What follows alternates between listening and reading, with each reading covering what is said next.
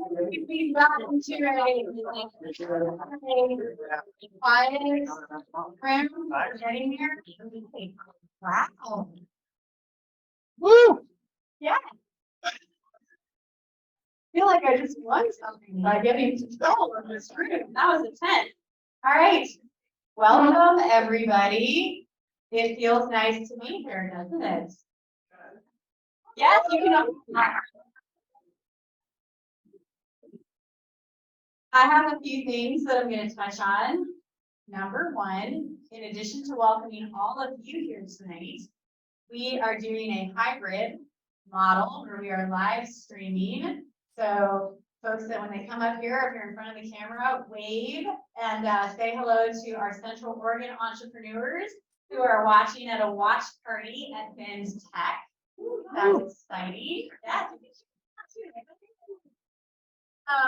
We're going to thank our OEN board member, Ryan, coming here for helping to navigate this situation. And so the quieter we are, the better their sound is. But you can still applaud and, be excited.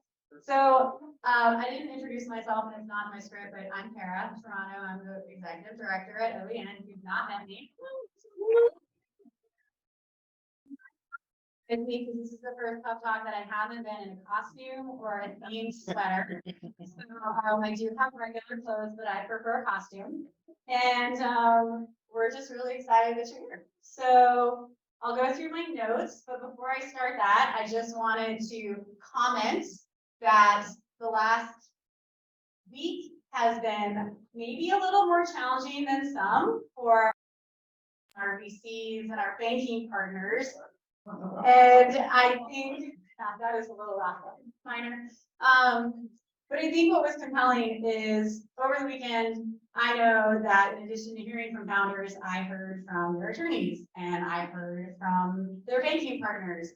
And I heard from people saying, hey, like, here's some entrepreneurs that we can support by buying their products. And like, what was super compelling about that to me is we are the Oregon Entrepreneurs Network, and the network came together. And I thought that was really powerful. So it's, again, one of the many reasons why I think this job is awesome, because while we're here on the good fun days, we're also here on the days that are a little bit harder. So we are going to be the steady organization that helps folks raise money and find resources, even on the days that it's a little bit tougher. So expect a lot of calm and a lot of costumes. All right, now we'll go through the thank yous. Thanks to Spork Bites and Angel Bakes for the delicious nibbles. In case you're wondering, Angel Bakes was one of our finalists at Oregon Angel Food last year. So we're bringing our food entrepreneurs into our annual programming. So congratulations, Rodney, and thanks for being here. We have Altitude Beverages, our mocktail crowd, Freeland Spirits and Portland Syrups for our cocktail crowd. And then we have, oh gosh, how do I say the brewing company? Ninkasi, thank you brewing, and Arath Winery for our beer and wine crowd. And we have sparkling water here in the corner for the water crowd. So I think we've covered everybody. Feel free to grab the food and drinks throughout the events, but it might be weird because there's a lot of you and you have to walk up here. So I would like to thank all of the 2023 OEN general sponsors who you can see on this slide. Thank you. If you are one of those general sponsors, please stand up. Thank you. All right. Do we have any board members here besides Michael Goetz? Okay. Thank you to all of our OEN board members who I'm sure are watching online. I would like to thank our friend Veronica from Business Way Bear, who does some fractional operational support. So if you need that as an entrepreneur, she is the best. She's supporting all of our PubTalks this year, and that is incredible. I would also like to thank Newmark for continuing to be the PubTalk series sponsor. I will introduce Michael Goetz in a few minutes. He is going to moderate, but I can tell you that Newmark has been a supporter of OEN for the last 5 to 6 years. They love working with all types of businesses, helping you with your commercial real estate needs, and they're super fun to hang out with and very encouraging. And Mike was in a band once. No problem. Thank you to our venue host, Fresh Consulting. John, who told you all where to sit, for you, John, is going to come up here and say a few words, but Fresh has decided to be our venue sponsor for the entire year and allow us to have our own bar, which is kind of fun. I don't have to go out for treats. I'm speaking. Advanced strategy. Hi, I'm John, Fresh Consulting. We've been here before COVID, also as Uncorked Studios, but Fresh Consulting now, we're about 460 people strong, and we do strategy, design, software, and hardware services, mainly for innovation purposes. So we really like the startup crowd. And here we just like having you here because we've become inspired by what you do and the community that comes around it. So if you're interested in what we do, you can certainly follow up with me, but I am here to appreciate what you do. That's about all for me. John teaches martial arts. There, now you know a fun fact about everybody. All right, we're really excited to have the Oregon Department of Agriculture here as a sponsor for our March, April, and June PubTalks. And maybe thinking, what is ODA doing here? Well, Oregon Department of Ag has a vested interest in seeing from the farm to our food and beverage entrepreneurs and every step along the way. And I would like to have Eric Garvin come up here and say hello, but what you will see rolling out from the OEN ODA partnership is Eric has created a food and beverage makers map, which is pretty incredible for all of the resources for food and beverage entrepreneurs. And now he has decided that we should publish that because it's very important to those folks in our community. So Eric, I'd like to have you say a few words. Thank you, everybody. Hello to everybody in Bend. I was just out at a Cultivate Bend event recently. We look forward to seeing you again in May. So Kira mentioned that I have about 30 minutes to talk about. Is that right? I did take notes or bring notes. But first of all, I want to thank you for inviting us to be here. You know, food is one of the largest industries in the world. You know, it's made up of complex and diverse, agriculture, supply chains, food processing, you name it. But, you know, the interesting and the really exciting thing about Oregon is that our trendsetters are dotted all over our state. From Bend to Portland to Eugene to the coast to Southern Oregon out to the east. And I'm really excited to be here because the food and beverage industry is really an example of businesses working together. I've traveled a lot, you know, for my job, and I've met a lot of people in different parts of the world and parts of the country. And those of them that know or have traveled to Oregon, they really do compliment the fact that our competitors work together. You know, our partners work together, our neighbors work together. And so I'm really excited to be here. I know I'm taking a little bit too much time here, but our mission is really to ensure that we properly protect our environment, that we, for all Oregonians, and promote the products that we have here. So love to talk to everybody at some point. So I will be at more pub talks, and thank you for the opportunity.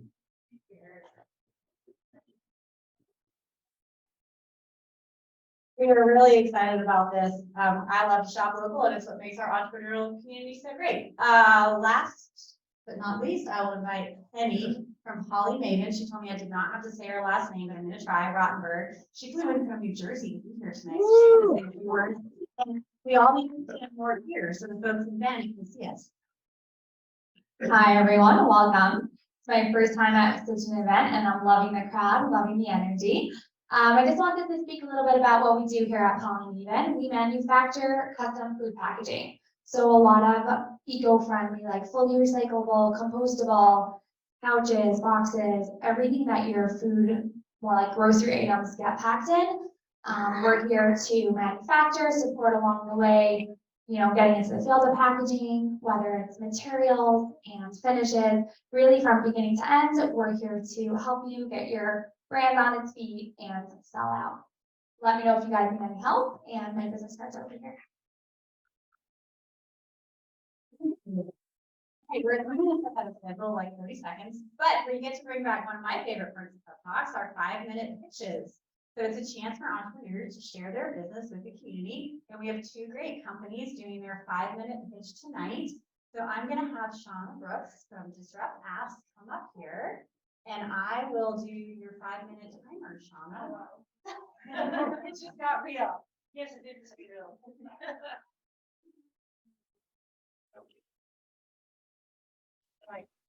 I need a microphone or can you hear me up here? Okay, I'll try to be coordinated, so. So hello, thanks for letting me speak here at OEN this evening. My name is Shauna Brooks. I am the founder and full stack web applications developer of DisruptApps.com and DisruptApps LLC. DisruptApps is a DisruptApps is a portmanteau of disruptive applications. Well over a year and a half ago, I set out on a mission, pursuing a vision of creating a suite of web applications that truly empower end users and clients. A suite of web applications that respects users' data and privacy. A suite of web applications that, on the development side, is modular, highly customizable, and cost-effective. And for the end user, it creates a fast, elegant, and consistent user experience. That project took on the name of Mingler Suites. And today, MinglerSuite.com is now on the internet as a live working beta demo. So what do you get with the Mingler Suite web application platform? Well, you get a video upload, storage, and sharing application, a photo upload, storage, and sharing application. You get a news application that allows you to see a variety of news from around the world without having your history or data tracked. You have a friends networking application. You have an AES 256 encrypted chat messaging application. You have access to 2 web browsers that are wrote, one for Windows, one for Android, that allows you to efficiently browse the internet without having your data or history tracked. So you have a you have an XF data obfuscation program that allows you to remove your sensitive data from your JPEG photos. You have a watermarking application, and you have a marketplace where you can list your items, products, and services for sale on the internet, both internal and external to the platform. Now here's where the incredible value of the platform really shines through. Unlike other online sales platforms that charge you by the listing fee, the sales fee, or the transaction fee, your listings are covered on your monthly subscription. This way, if you use a subscription, depending on how you use your subscription, you can have dozens, hundreds, perhaps even 1,000 listings. So there will be no other online platform that can meet this value. And this is just phase 1. Phase 2, which will begin development this spring, as I'll take the entirety of the Mingler Suite platform and install it on pre-built web servers. This way I can work with clients and small businesses who may want to have their own suite of web applications or web portal or sales platform under a licensing agreement as a turnkey solution. Phase 3, which I'll be working on later this year, and which will be the core of my company, DisruptApps, as I'll take the Mingler Suite platform and roll it into DisruptApps.com, where I will further expand into other areas of the web, such as the gig economy, the sharing economy, the microblogosphere, and some other areas as well. So this project I'm working on, this super app that I've built, it is big, it is bold, and it is disruptive. So if you have any questions, please feel free to come chat with me, and I'll be happy to answer them or talk to you about the platform and vision. And I'll be happy to give you a live demonstration of MinglerSuite.com. So once again, my company's name is DisruptApps LLC, DisruptApps.com. My name is Shauna Brooks, and I build disruptive web applications and disruptive web application servers. Thank you.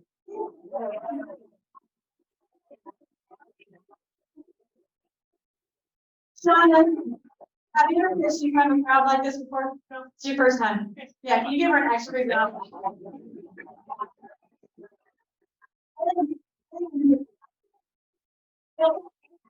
You have an ace of my sleeve. I taught English in Japan for 4 years. Shauna, thank you. That was awesome. All right. That was and I'm like, Shauna, wow, okay, fun. All right, Thomas, Angel, where'd you go? Oh, back. The drinks you've been enjoying tonight are from Thomas' company. So I'm going to hand you the mic and I'm going to sit right there and have you. All right. Woo. I'm a little bit flustered right now. we drove in from Bend and our car broke down in Zigzag. So, yeah, fortunately it broke down right in front of an auto body shop. And we took a taxi here like right in time for this. So I'm Thomas Angel. I'm one of the co-founders of Altitude Functional Beverages. It's my other co-founder, my wife, my partner, Laura Melgarejo Silva. And we're based in beautiful sunny Bend, Oregon. So shout out to my Bend folks over there. And we're on a mission to make functional ingredients accessible and delicious by putting them into your existing beverage routine. And why? Because our lives are stressful enough as they are. Shouldn't your daily beverage routine actually help you as opposed to, in many cases, hinder you? So that's why we have a morning line of oat lattes that are built for focus and energy and not for jitters or crash. And an evening line of alcohol alternative drinks that are built for a sober buzz.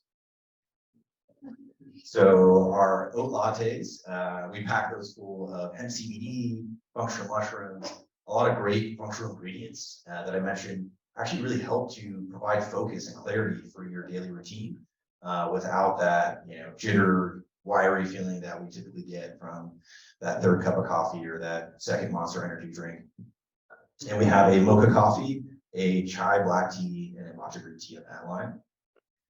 And then our Sunset Vibes, as I mentioned, these are alcohol alternative drinks. So it's a sparkling white tea base that we pack full of amino acids in addition to hemp CBD. And this, in a sense, helps to give you that feeling that you seek from alcohol. So not being intoxicated or drunk, but really taking the edge off. So what we like to say is that feeling that you seek for that glass of wine at 5, 6 p.m. is really to release your shoulders, release the tension from the day. It's not about being drunk or intoxicated. So since launching into market in summer of 2021, we've been really fortunate to grow consistently. A lot of that has come from our line of oat lattes, which we launched first, which are now national in Sprouts farmers markets, which unfortunately we don't have any here in Oregon. But if anybody here from California, they're pretty prevalent there, in addition to Texas, Florida, throughout the country. And we've been able to do that through some great distribution partners. Most notably here in the Pacific Northwest, we were really fortunate early on to partner with Columbia Distributing. So from a geographic standpoint, we're in over 13 states now, predominantly focused on the West Coast. Obviously starting here in Oregon, and I do have to shout out Freeland Spirits was actually the very first customer of ours for the mocktails back in the summer. So feel very special that we're also here with them today. Why are we doing this, right? Why did we quit our corporate jobs to start a beverage company, which is notoriously hard? Well, there's a huge market for the CBD infused beverages. It's a little bit tampered right now because FDA has yet to provide clear guidance on CBD and food and beverage. So Eric, if you have any say in FDA, would be appreciated. But assuming FDA regulation, which obviously we can't control, the market's supposed to exceed $14 billion. That in addition to the fact that with our mocktail line, it's a growing category. I'm sure a lot of people are familiar with athletic brewing, which is definitely the elephant in the room. But 60% of US adults are not drinking alcohol or choosing to drink considerably less than they were 2 years ago.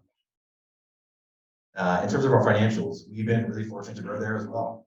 Since starting midway through 2021, we're actually expected to exceed $1 million this year. A lot of that's based off of our national distribution contract with Southern Glazer Wine and Spirits that we're in the process of finalizing currently. And how we've been able to do this? Well, we're really fortunate that we have a phenomenal team. We're a small Latino, predominantly women team that just doesn't quit. I mean, probably a little bit of it is us being ignorant in the CPG space. We think that we should be out there and selling our products, regardless of the big players that are out in the market. We're also really fortunate to have a great advisory board, people with deep CPG background in places like Starbucks, Monster Energy drinks, people who have started companies, exited from those companies, and people with deep financial acumen.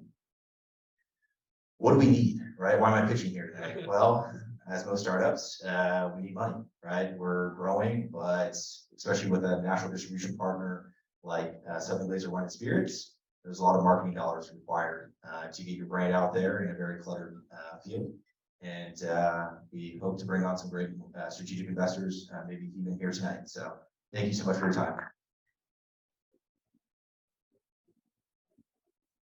Oh my God. Give another round of applause. There's two.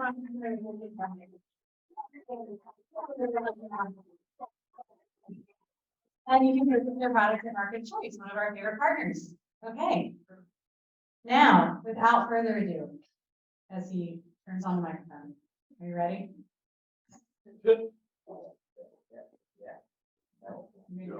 right, we're about to start our panel, and I would like to point out that we have a Bend entrepreneur here. We also have a McMinnville entrepreneur here to be on our panel. So we are truly like representing a few parts of the state, which I love. All right, so Michael Goetz of Newmark is going. I'm just going to invite our panelists to come on down because Paresh has to come all the way downstairs. Helen's over here. Come on over. Get y'all situated.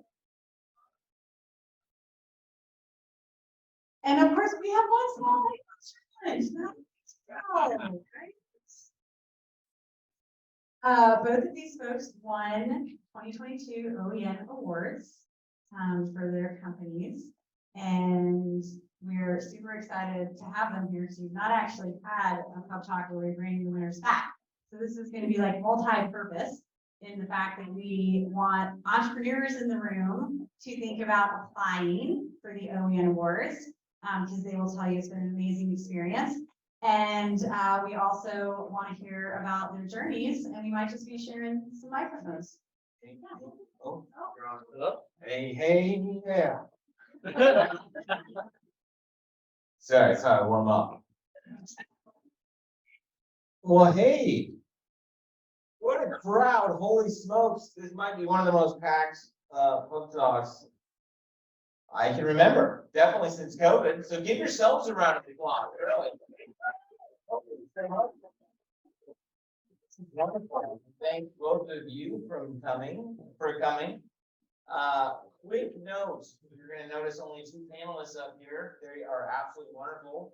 But as we all know, in the startup world, things change rather quickly. So one of them is not here, and that is Bold Reuse. They were recently accepted just last week into an investment accelerator program by Graham and Walker. So they were in meetings from 7 to 7 today, and once again, can't make it. However, we're very excited for Jocelyn and Heather and wish them the best with this opportunity. And actually, Spork Bites is using donated Bold Reuse boxes as plates this evening. So Bold Reuse team is absolutely with us in spirit. Yeah.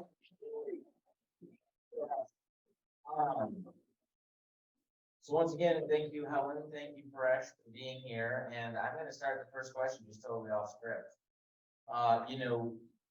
I have been advocating for this type of PubTalk to happen for the last 5 years, where we bring the winners back and actually talk about it. And so I'm just going to ask, how did it feel to win an OEN Award? Helen, why don't we start with you? Well, it was really incredible to have our hard work be actually recognized by people outside of our organization, because we think we're really awesome, but to have outside people like kind of high five us in a really public way was really amazing for my team. And then subsequently we wrote some press releases and we got some extra press from Portland Business Journal, which was then picked up by Chicago Innovo and then also Houston Innovo. So we got a lot of good press here in Portland, but then it also went kind of nationwide. So that was really incredible. That's great to hear. Yeah, super exciting. Paresh, how about you? Yeah, no, we were really excited also, of course, to win as well. And I think coming out of COVID, we were really heads down working, building our company and really not getting out much. And then that was probably one of the first events, after a while. And for us to win, we were just super excited.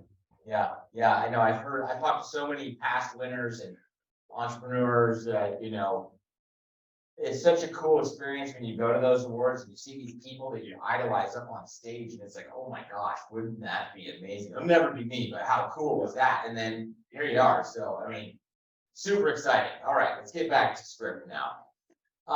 So first question, and Paresh, we'll start with you this time, is briefly describe how you got started, but also what your company does.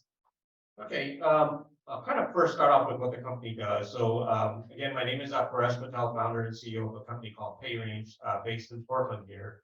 And we say we are a payment network for things. We enable virtually anything to accept payment. And by thing, I'm talking about vending machines, laundry, car washes, vacuum cleaners, you name it. If it takes money, cash or coin, typically to operate, we can convert that into a digital payment method accepted on that without any expensive hardware. Literally, we have an inexpensive device that can upgrade virtually any machine made in the last 30 or 40 years. In our office, we have a Miss Pac-Man cocktail table game, if you guys remember those from the 80s, where you can sit and play Miss Pac-Man. Obviously, mobile payment wasn't around back then, but it can work with PayRange. So how did I come up with this idea? So first of all, you know a little bit about my background. I've been in the unattended automated retail space my entire career. I first started a vending machine company when I was 17. Grew that to become one of the largest here in the Pacific Northwest. We operated everything that I just talked about: soda, snack, food, coffee, video games, all of that. But fundamentally, it just became really frustrated with the lack of payment options on those machines.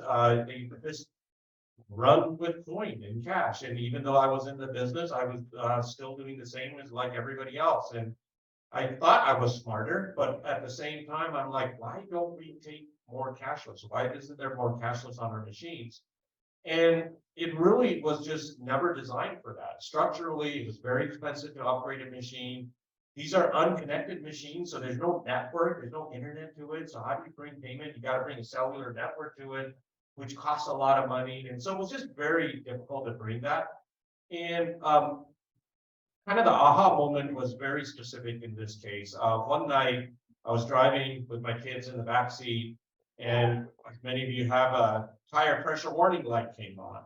And I pulled into a gas station, and it's $1.75 or $1.50 or whatever. And you know, you're looking for the car everywhere to try to find enough quarters, and I was literally a quarter short. And I had everything except for one quarter to start it. And was frustrated. Kids are in the back seat and they go, Dad, what are we gonna do? And you know, they're worried now because like tire pressure lights on, it's late at night, no way to do that.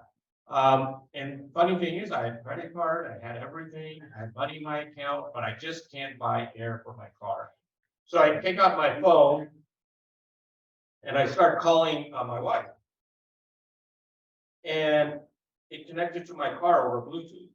And as I'm sitting there talking to her, it just occurred to me, I'm like, if my phone can talk to my car, why can't the phone just talk to that air machine right there and tell it that I got money in my account? That's kind of simple, but no one had ever done that. And I thought, why can't I just have my phone talk to it? I just need a little Bluetooth device in that machine that can leverage a network here. Why equip that machine with all this expensive hardware when the consumer has everything we need? The consumer has a user interface, the consumer has a network connection, the consumer has their payment credentials on here. All we need is a bridge to talk to it. And it sounds simple enough, but naturally, when you start looking into it, everybody says it's impossible. You can't do that because there's no way to securely send payment to that machine. You could be susceptible to replay attacks and spoofing and spiffing and all kinds of nasty bad payment stuff that happens out there. But needless to say, we developed a solution, we patented the solution, and today we have over 500,000 machines out there running the PayRange network.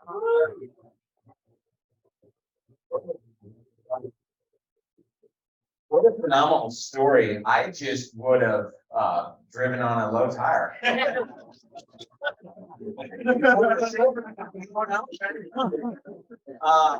So thank you. And I think, you know, I was actually talking with Paresh a little bit before this, and something that was super interesting is he's able to upgrade these machines that have been around, like you said, for 40 plus years in like 30 seconds. And so what he's doing is solving a huge problem for a wide range of people. But I mean, having cash and getting coins is just such an inconvenience for people that have no other option than to go to a laundromat or to go to somewhere. And so he's solving a big problem. It's a really cool company. So thank you very much. So Helen, back to the question. Why don't we flip it, because I think Paresh got it in the right order, is why don't you explain a little bit about what your company does and then briefly describe how you got started. Sure. My company provides in-home senior care for people that need care in their homes, whether it's people that just need companionship, transportation, all the way to end-of-life care. So drop-in showers. We have this really innovative thing called shower hour, which doesn't sound that innovative, but it actually is. For people, that's all they need. So we really are trying to listen to what seniors and families need to be able to stay safe and healthy in their homes. And then we recruit this really amazing army of care providers. And then we give them everything they need to make caregiving a sustainable career. Everything from fair wages to health insurance, to free childcare, to interest-free payday loans, to motor vehicles, to just really anything that you can really think of that our most vulnerable workers in this society need to continue to show up for work. So what we found is there are a lot of people that really want to work, but there's a lot of barriers to working right now. So we listen to that and we really try to solve those problems so we can continue to grow and recruit and retain our care staff. So I have a team, I'm an RN, and we have 4 other nurses on our team. So we're very focused on really providing early interventions for seniors that are in their homes that show risks of being hospitalized or having to move to a senior living community. And then we intervene and do our best to keep them in their homes safe. That is absolutely wonderful. Thank you so much for that. And how did you come up with that idea? How did you decide was it business? How did you get started in that world? Is it background or? Yeah, so I have been nursing since 2004, and in that role I've done a lot of different things. I worked as a discharge planner and a case manager in a acute care hospital. And then I also worked as a health services director in an assisted living community. And those are all big words that mean that I was a nurse taking care of a lot of different types of people. And with case management, what you have to do is plan a safe discharge for people. And so oftentimes I would have a 90-year-old man that had a new stroke and now has a lot of weakness on one side that needs a lot of care, and I'm sending him home for his 90-year-old wife to take care of. That's challenging, even for those of us in the room, but now we're expecting this person that's really elderly to take care of another elderly person. Or if someone goes home on hospice, we're saying, okay, family, good luck navigating managing this death, because hospice is definitely helps with that, but they're not in the home with you really 24/7. And that's what we do, is we manage a lot of end of life care.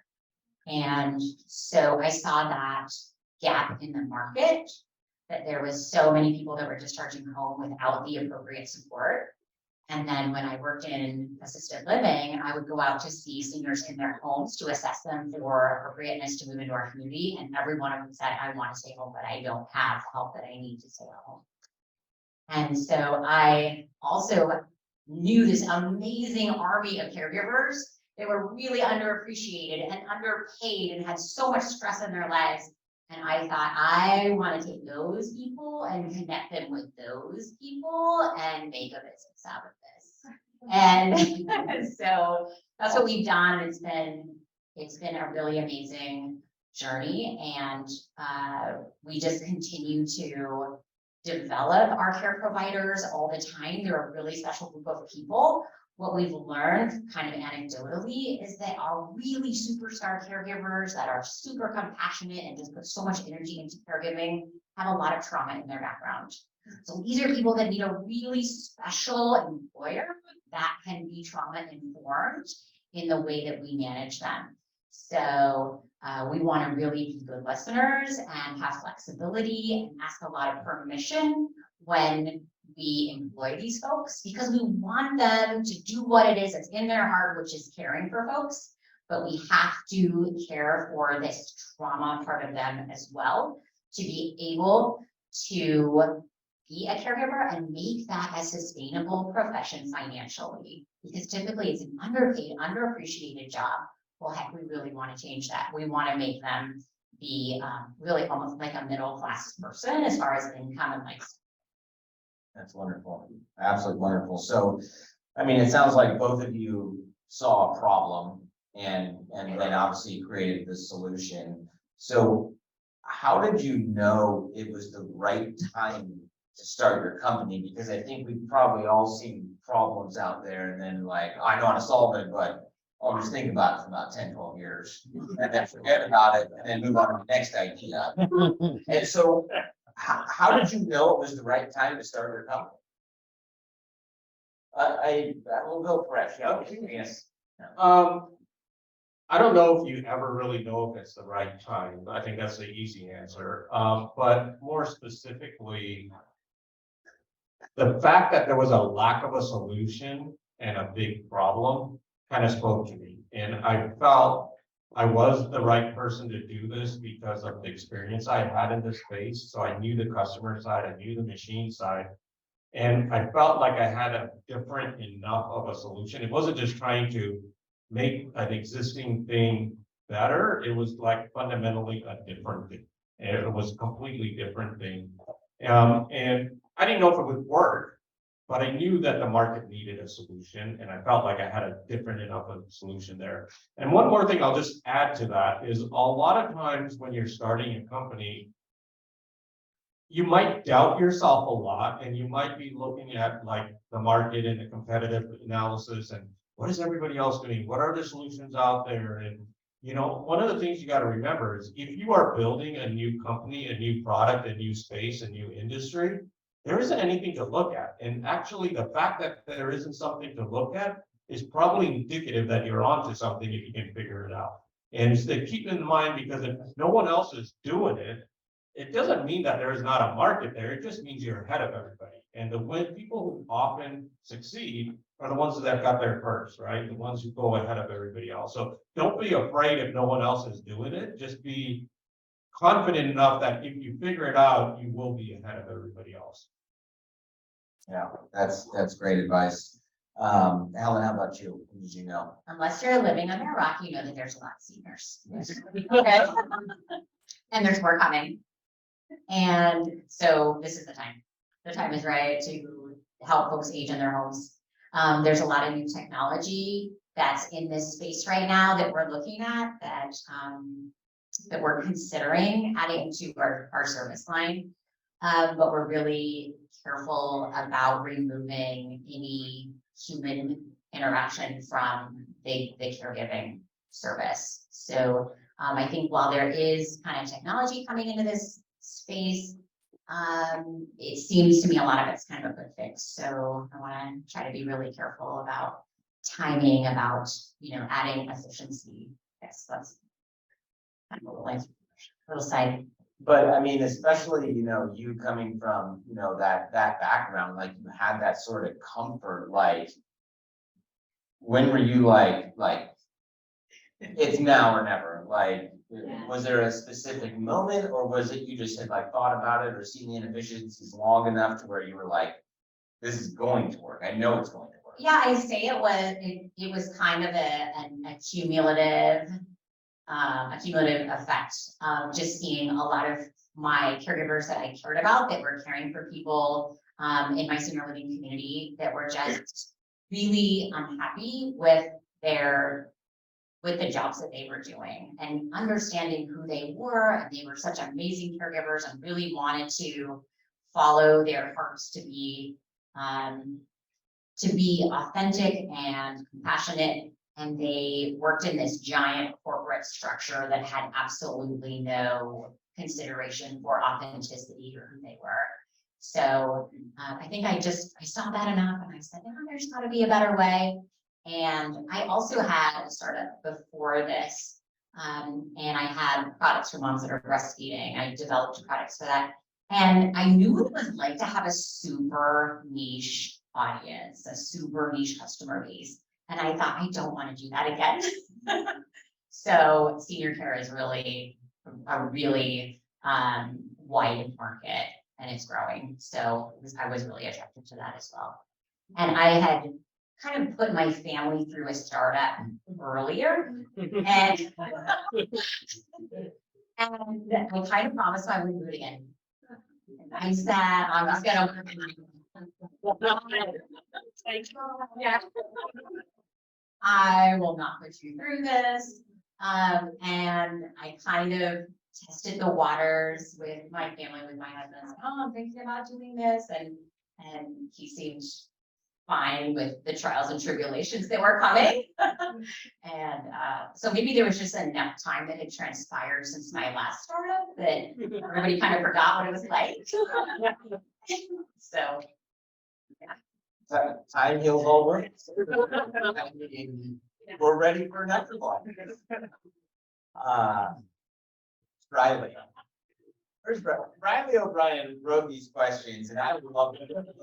Because this one's good. Ready? What motivates you?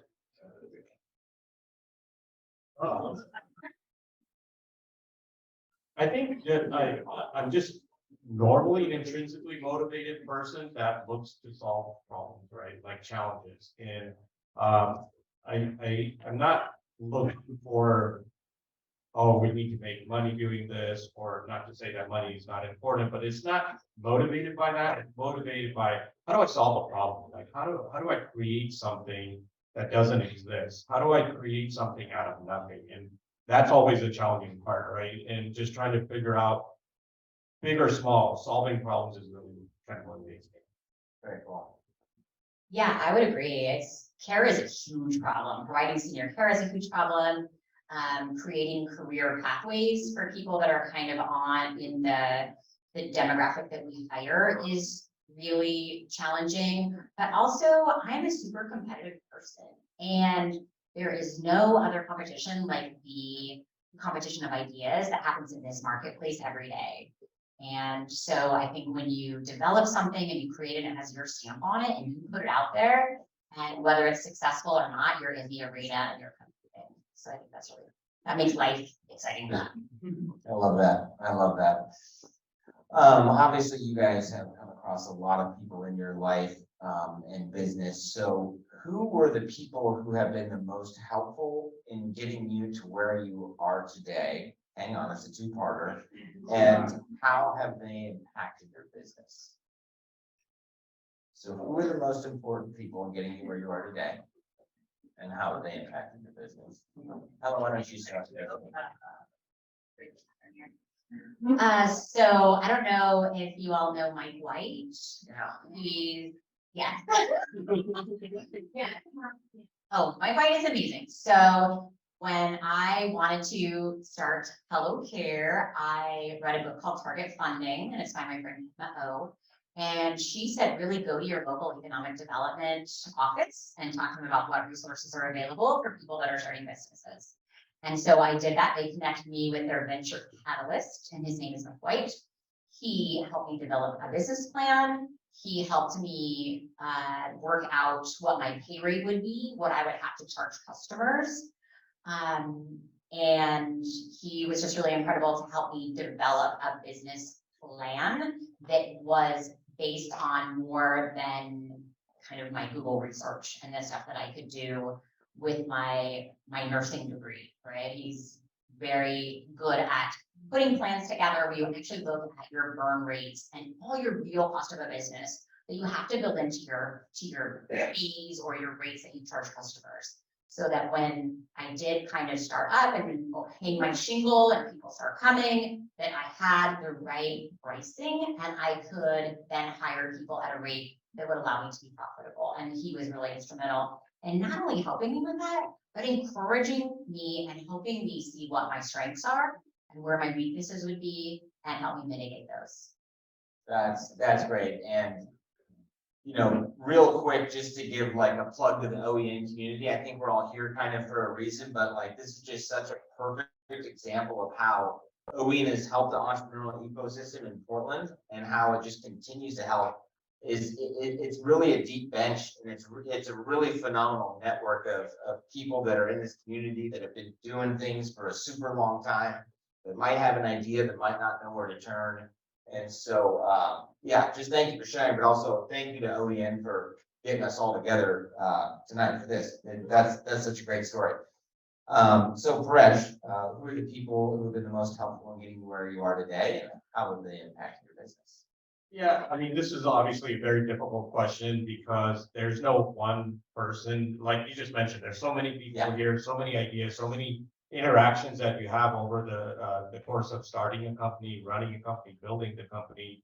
But clearly, everyone that you kind of worked with along the way has had an impact in one small way, or potentially, I can map out people who had kind of like a chain reaction of things. This person introduced me to this person, who then had this person got me this investor. You know what I mean? Like, so I can actually map it out. And I actually did this one year. I went onto my Lucid chart and I just started mapping people out, like how I knew who I knew from. And it's interesting how the interactions build up, because even if I look at my current investor set that I have today, it wasn't that I just happened to get them. I knew somebody who knew somebody that ended up there. And so I think it's really important that events like this help foster those types of connections. And you don't really know how big or small a connection might impact your business, but ultimately, it's amazing the impact that can have. And even the team that I have today working for us, I mean, they're an amazing team because we're a very small company in headcount wise, doing what we are, but they all do the work of like 10 people. And I don't mean just like physically, I mean, it's the creative thought, it's the problem solving, the challenging. And a lot of times we get short-sighted and think you just need to add people to solve problems. And oftentimes you'll find out that adding people doesn't solve problems. In fact, it just brings new problems. And if you have the right people, you can do a lot in just smarter ways. That's super valuable info. When I read this question, I swear someone was just gonna say, my mom, I'd be done with it, but not the case. Not the case. Have you had to pivot your business product or service yet? And this is a weird one because I feel like you both entered with such like a specific idea that I'm kind of gathering no. I mean, I know you talked, Helen, about maybe adding some, auxiliary services here in the years to come. So this might be a quick answer, but. So we cater primarily to the private pay market, which is really well-resourced folks. What we have found is a real need to hit that middle market. So that's what we're working on now, is that middle market. So we have a senior day lounge now, which people bring their seniors so that they can hang out with us during the day. And that's a great option for folks that aren't, that want a lower cost option. But we're also working on a program called Assisted Living at Home, which is kind of a geographical area where people live in their homes and they use a call light system, and then caregivers respond within 10 to 15 minutes.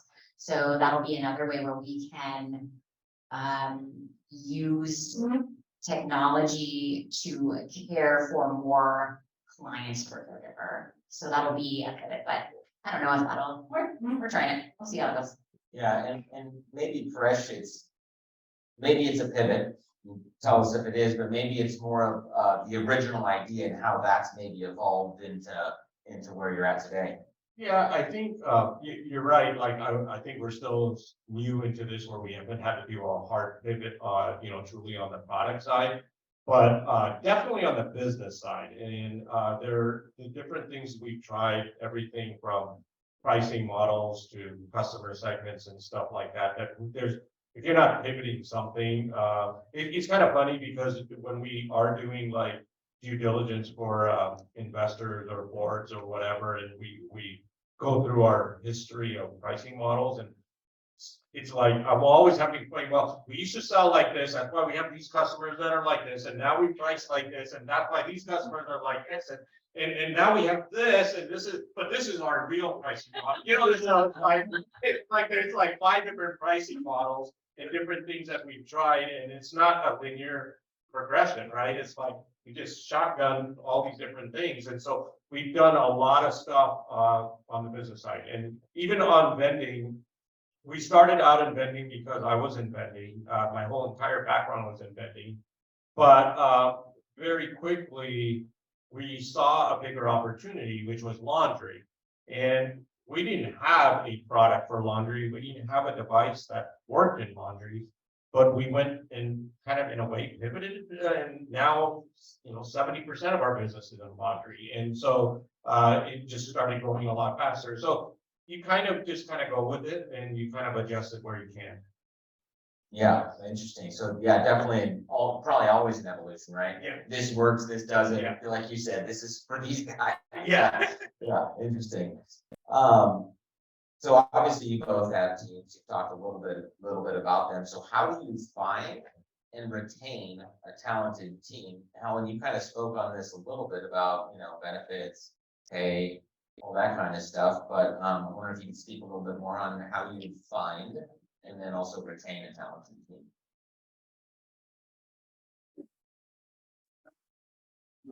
So the medical community is actually pretty small. So if you have a reputation for being innovative and taking great care of your employees, dissatisfied people are going to reach out to you. And that is essentially what, how I've gotten a lot of my people. I've known them from other places where I have had patients or, known them as part of the medical community. And then they heard about HelloCare and they said, hey, Helen, I'm not really happy where I'm at. Do you have anything for me? And what I want to do is always have capacity to grow. So I want to be at, so I really want to add people as it makes sense strategically, because a lot of times these great people come to me and they are ready to jump ship. And I need to have a place for them to jump into my ship. Because if the timing isn't right, they're going to go somewhere else. And these are people that I'm really excited to add. And the great thing about this industry is that there's so many territories to add. For example, we just added Salem and Dallas because I had an amazing care coordinator come to me that says, hey, I'm ready to jump ship. Awesome. Come on over. And we have a formula for how we enter into new markets. And so we just plugged her into that orientation model and getting introductions in all the areas where we're going to market to, and she's off and running. So we have that flexibility to be able to grow and add people as they come to us. And then we also have a compensation model that gives us that room to grow and that ability to invest in them while they're growing a new territory. And so that's been something that we've been really intentional about, is being able to pay people really well from day one, offer them benefits from day one, PTO, 401k matching, all of those things that are really attractive to people that want to make healthcare as a career and make HelloCare a career. We always say we want to be a really sticky employer. And so we do those really strategic things to try to make sure that we have our compensation package in place, but also give them that autonomy. We always say that we are grown-ass men and women that really have control of our own destiny, and we give them that space and those tools to be able to kind of grow in their career and, kind of correct and micromanage as much as we need to, but really build this culture where we're all free to be our authentic selves and kind of hire our own teams and be able to, grow into the roles that we have. We're always developing people. I tell my staff that all the time. We need to have people in development. We can't be static with what we have, with the people that are in their roles. We need to always be moving someone up the ladder, because it takes quite a long time to develop from within. So I guess that's the long answer, that we really just try to hire the right people from the get-go. And I'm fortunate to have a lot of people in my network that are really smart and innovative and committed to caring for seniors, but also to caring for caregivers, because they've seen the same thing that I've seen of kind of this population being used and abused. And so we want to have them come into us and really have that feeling that they're safe and they can achieve their financial and their career goals with HelloCare. And it's kind of easy to sell that message to other people that are like-minded, that want to have that positive impact, not just with seniors and their families, but also with caregivers. It's a very fascinating and unique approach to finding talent. It's almost like the Field of Dreams approach, where if you build it, they will come. I feel like I hear so many, tech companies can't find an engineer, need an engineer. So super, super interesting. Paresh, how do you find and retain talent? Yeah, I probably have a contrarian view on this. So, it's interesting because of course everybody wants to find the right people, right? And the question is, how do you find the right people? And you also want people to stick around, right? Like I think everybody understands you want the right people and you want the right people who stick around. And what I kind of did it a little bit differently. I wanted to find people who fundamentally believe in solving the problem we were going after.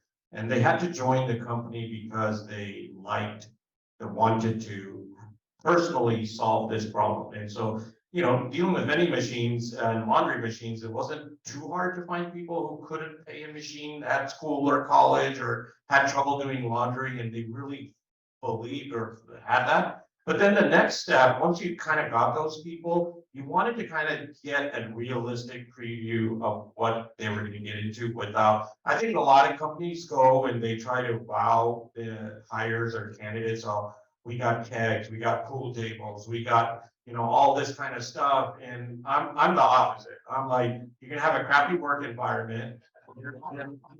You're not going to get a keg. You're probably going to have to do all of this stuff on your own. There's no department that's going to solve this problem for you and all of that stuff. And try to get the people that, frankly, be as realistic about it as possible up front.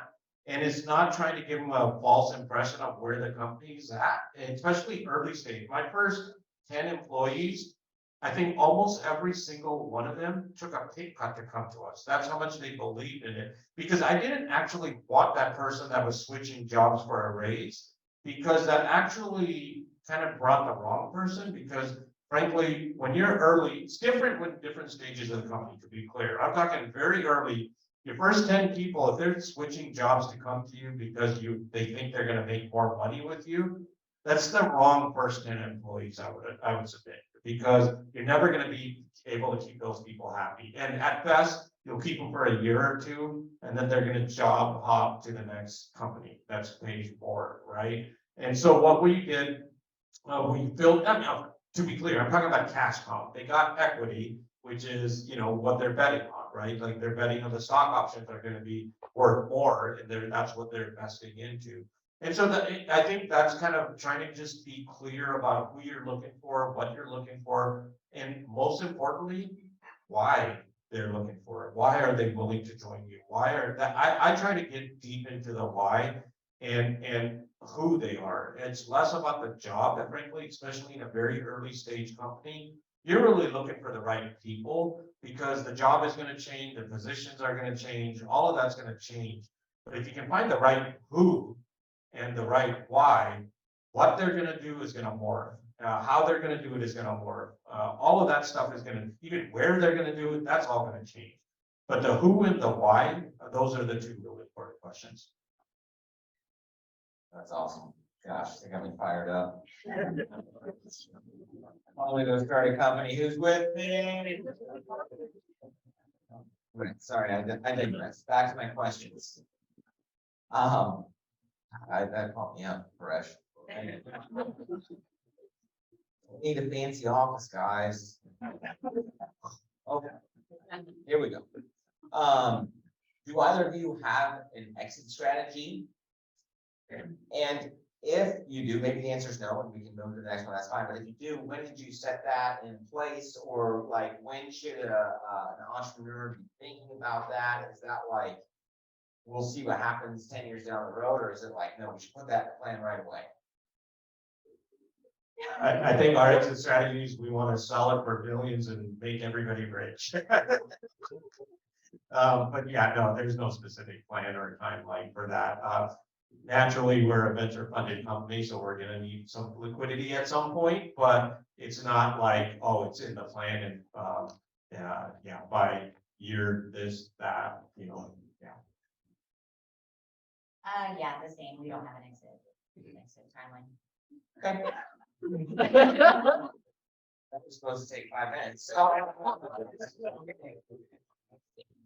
No, that's great. No, that's good to hear. I mean, that's wonderful, you know, and honesty is a beautiful thing, even if it's short. Okay, so what is one thing you wish someone had told you before you started your business? Only one, not 10. I know. Well, I can start with this one, and, it actually took me many years to come to this one, and I just wish that somebody would have told me this at the very beginning. So a lot of you have heard like,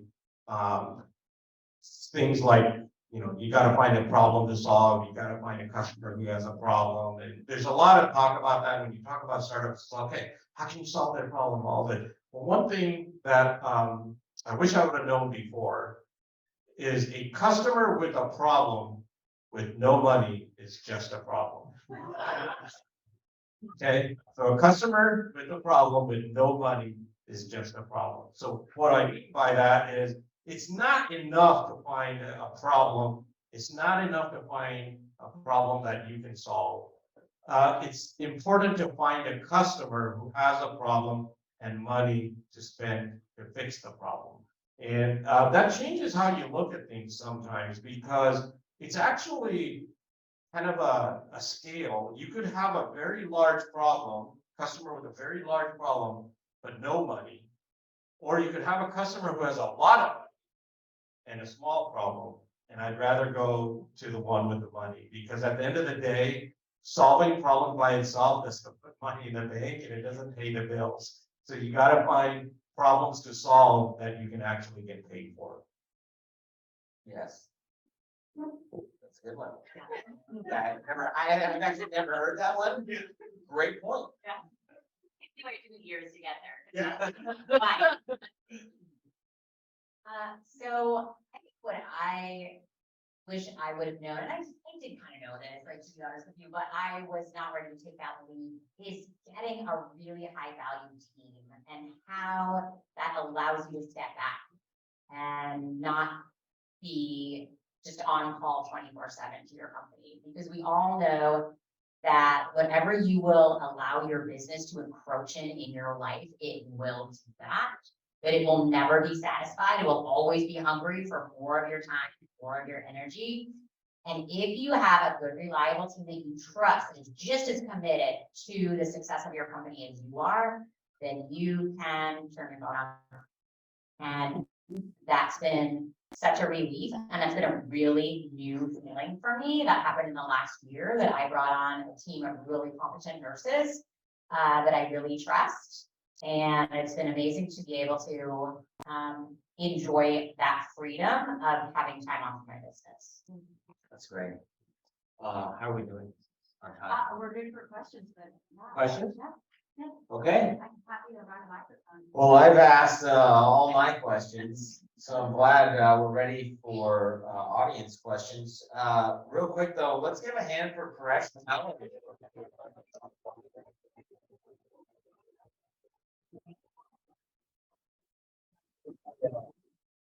Thank you both. Yeah, and well, we're gonna do something before everybody gets up, because Kara already stated, I used to be in a band, and what bands are doing now is they're standing in front of their crowd. So we're gonna have you two and Kara stand here, but that'll be post questions.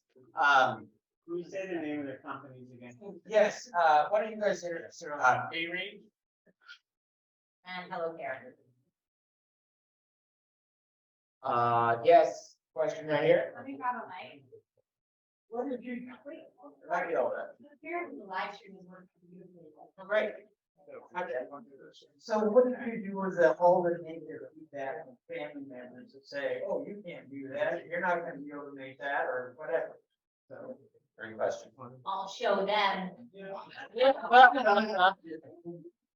Yeah. Yeah, it's basically the same thing. I think it kind of, adds fuel to try to solve the problem, right? Like, especially when I started my company, I'm not an engineer by, training, but I had a lot of people, especially on the engineering side, not employees at the time, but like just people, contractors and things they're like, it's impossible. What you're trying to do is just impossible. But sometimes it takes somebody who's not in that space to actually come up with those ideas because they're so stuck in their way of thinking that they don't see that there's a different way around it that's just completely an outsider can see.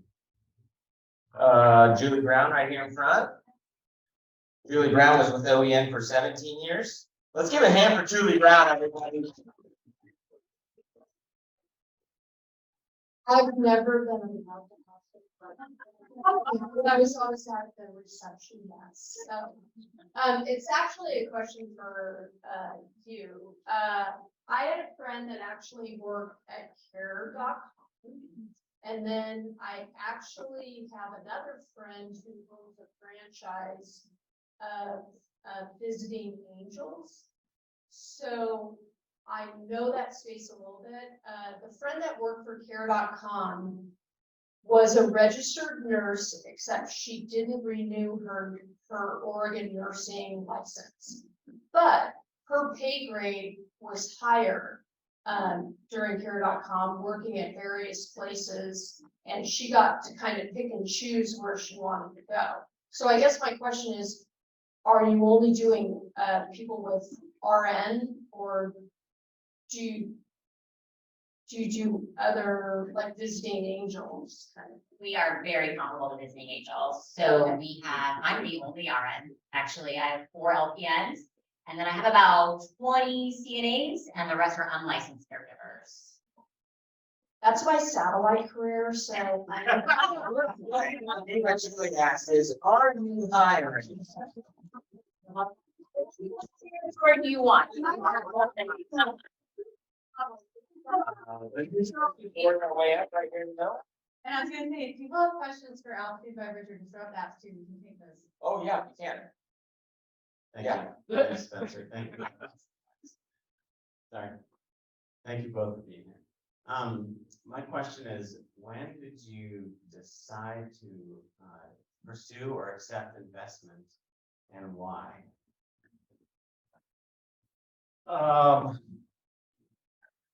So my story actually gets really interesting when you look at the early days. I did something that I don't know if I would do today if I was doing it again, but when I had that idea, I did a crazy thing, and I looked up what the national trade show is for the vending industry.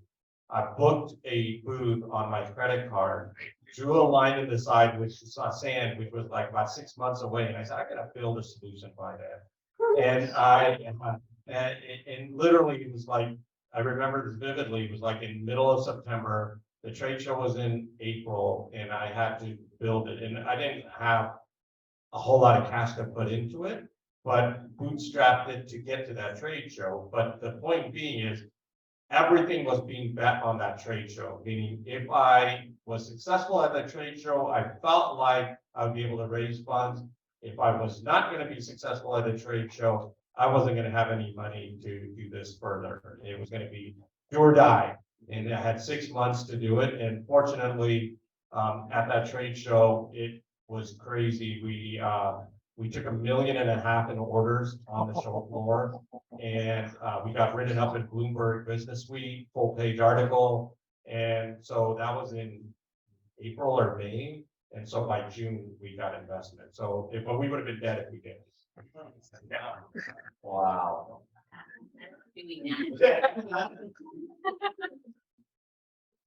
So we haven't taken any investment.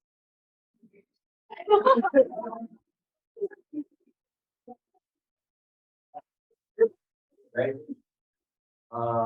Any more questions? Don't be shy now. Yes, right up there. Yes. Tell us about your life, all over. What is your least favorite aspect of business ownership? This is an easy one, actually. Remember, your employees are here. The least favorite by far, by a million degrees, is having to fire somebody. Like, that is like, you lose sleep over it, you just like, and you gotta fire somebody, it's like the hardest thing. That is like, I can deal with a lot of stuff, but that one puts a lot of pressure. So every time a new variant came out, I would not sleep. So Omicron, didn't sleep. Delta, didn't sleep. Because you just worry so much that one of your people is gonna go in and unintentionally infect someone with that horrible outcome. So COVID has been a blessing and a curse because of just what I told you, the first part of it. But the blessing is that so many more people want to stay in their homes now than want to move to a community. And I go into homes and do assessments all the time. And there are some people that are appropriate to move to a community. People that really love socializing. People that want to eat meals in a group and go shopping and play bingo. That's going to be me. I'm gonna be a bingo player. But that's not everybody. So a lot of people do want to stay in their homes. They're very attached to their things. They're very attached to their memories. And for those people, COVID gave them another reason to stay in their homes to seek care. So I think that COVID has been a nightmare. Definitely firing people is also a nightmare, but we take care of a lot of people at the end of their lives.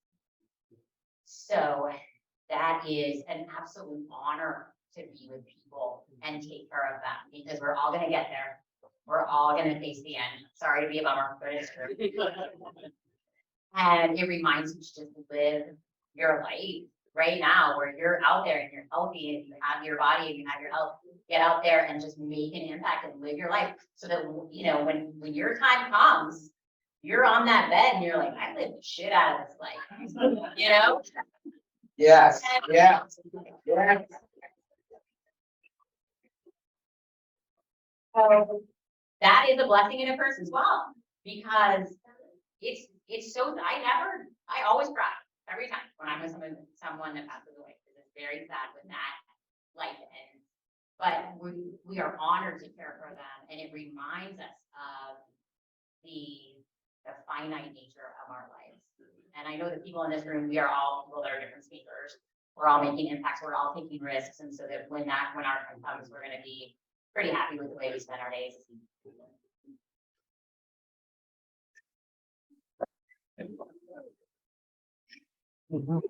This question is for Paresh. Now that you have a great team as a company, getting a pool table, is that so hard? You gotta get it to be working with PayRange. Challenge accepted. That is great. Anything else, PayRange employees want to ask? Can I get a raise? Anyone else have any questions? Oh, one right here, or you can come on down. Maybe this will be the last one before the photo. Thank you both for being here. I am curious, in your first, I think you both have had other companies before this, but so maybe thinking about those first companies. In your first few years of business as an entrepreneur, what is the biggest challenge that you faced and how did you overcome that challenge?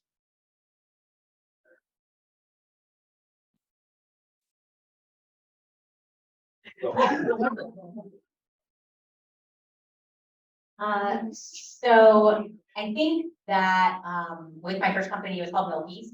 I developed products for moms that are breastfeeding, a couple of patents, injection mold. We had manufactured in Taiwan and then brought things over here to Hillsborough and manufactured here, and I exited that in 2013. But to get that off the ground, I took investment from family, and that turned out really, really bad. Years of therapy later, I can talk about it. But it's something that it's something that I'm so glad that I went through, because it made me realize that not all opportunities you should say yes to.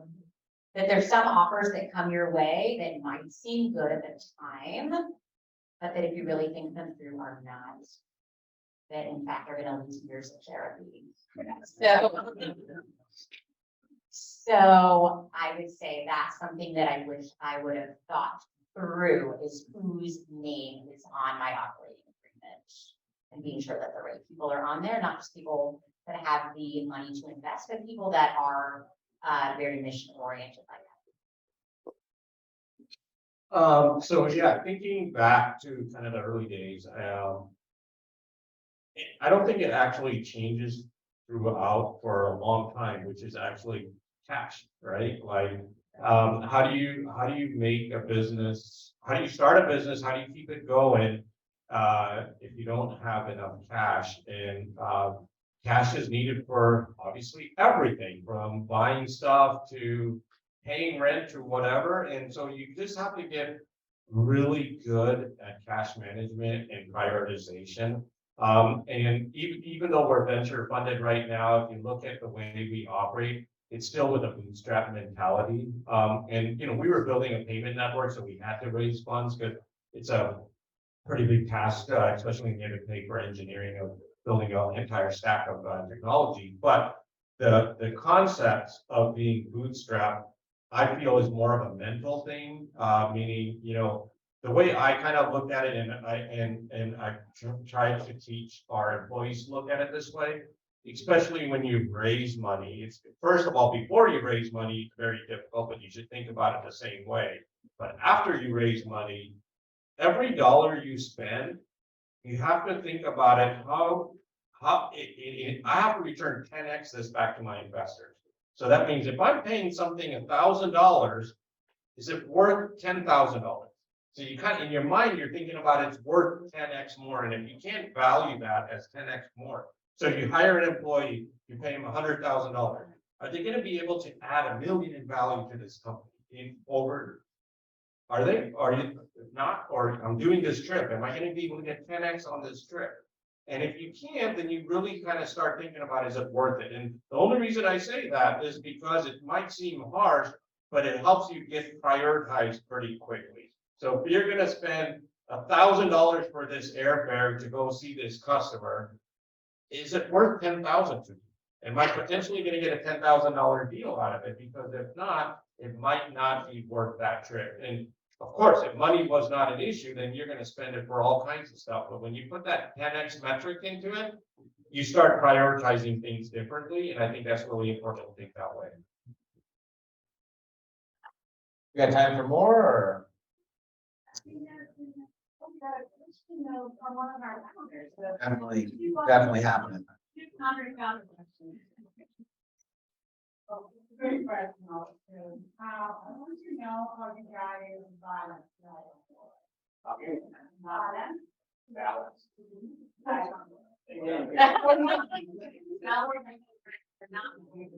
Yeah. So I have employees that work 24/7. We have living caregivers, we have just a lot of things that happen around the clock. We are not a 9-to-5 company. So I have really wonderful people that take shifts of being that person that's on call. And they let me have my rest time. And we all let each other have our rest time. And we're all understanding of what that's like to be the person on call and take that kind of hit. But then also realize that my time is coming to rest. So I'm going to give it 100% today because tomorrow I'm going to be on. So I would say just being able to have that trusted team that you can pass off to, that you know that things are getting taken care of, even if you're not on your phone. Yeah, I know. I got some maybe contrarian views here too. Right. Being an entrepreneur is not a 9-to-5 job, right? And everybody knows that. So if you're looking for something like that, this is not going to be the field you want to be in, because you are going to have to work. But that doesn't mean that there's not balance, but that balance is just very different. For me, I work literally 358 days a year. I take 1 week off a year where I'm completely disconnected. I mean, I delete all the apps off my phone. They're like no Slack, no LinkedIn, no Twitter, no email, no nothing, and go completely off the grid. But the rest of the time, I'm pretty much connected, working, whatnot. But what I will kind of submit to you, one thing that I keep in my mind, and I do this often, is when you feel you cannot take a break, that's precisely the time you need to take a break. And so I will take a day off here and there when I feel like I just got so much stuff going on, I can't afford to take a break. I just have a circuit breaker in my head that I know that when I feel like I can't take a break, no matter what's going on, like, I think that's precisely the time you need to take a break. So just kind of keep that in mind, like, you can work 80 hours a week if you need to, but that's because you're liking what you're doing. You don't need to balance when you like what you do and when you're enjoying what you're doing. But when you feel like you can't afford to take a break because you just got too much going on, that's when you need to take a break. You got this photo first. We're gonna do some things. Okay, We're gonna do some things. First off, can we get a round of applause?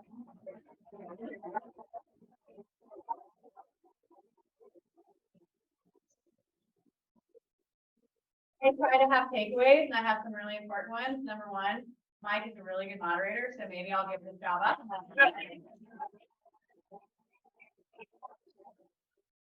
Yes, runs a nonprofit apparently. And if he does, I do not have a full table and I work 358 days a year. And we have to live the shit out of life.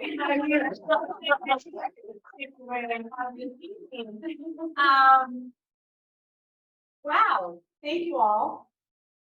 Thank you all. I don't really know what else to say, except this has been incredible and having you all here is fantastic. I'm going to do a plug for our food and bev entrepreneurs. Please support your local economy, go to market of choice, purchase their product.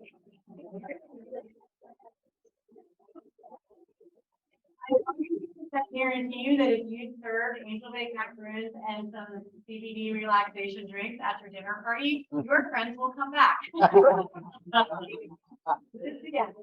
I have to thank someone who always stands behind the scenes, like the Wizard in the Wizard of Oz, but it's not evil, Riley O'Brien.